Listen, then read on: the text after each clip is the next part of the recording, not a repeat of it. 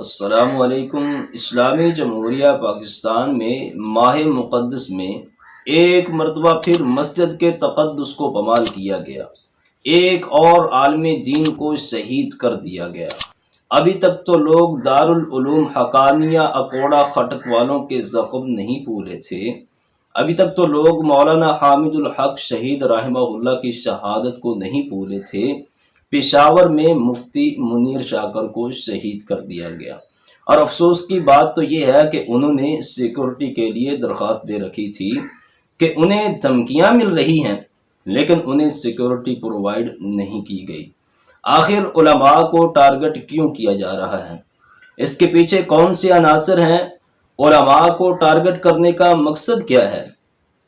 یقیناً اس کے پیچھے وہی شدت پسند خارجی عناصر ہیں جو ملک پاکستان میں بدامنی چاہتے ہیں، خانہ جنگی چاہتے ہیں، انتشار چاہتے ہیں، اور علماء کو ٹارگٹ کرنے کا مقصد ملک پاکستان میں مسلکی تفریق کو ہوا دینا ہے۔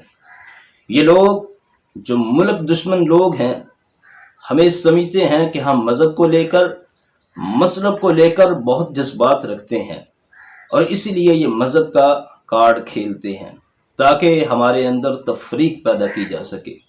تو یہ وقت ہے علماء کو مل کر بیٹھنے کا، علماء کے اتحاد کا، تاکہ ایسے شدت پسند عناصر کو، خانہ جنگی چاہنے والوں کو، مسلکی تفریق ہوا دینے والوں کو ایک بھرپور انداز میں اچھا جواب دیا جا سکے، اور ہر گزرتا ہوا دن ہمارے سیکورٹی اداروں کے لیے، ہمارے ملکی اداروں کے لیے ایک سوالیہ نشان بنتا جا رہا ہے کہ اسلامی جمہوریہ پاکستان میں علماء، مساجد، مدارس، عوام الناس محفوظ کیوں نہیں ہیں؟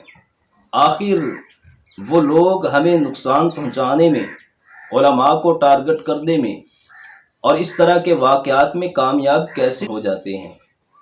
صرف دعا کی جا سکتی ہے، افسوس کیا جا سکتا ہے۔ اللہ پاک ہمارے ملک کو اس طرح کے افسوسناک واقعات سے محفوظ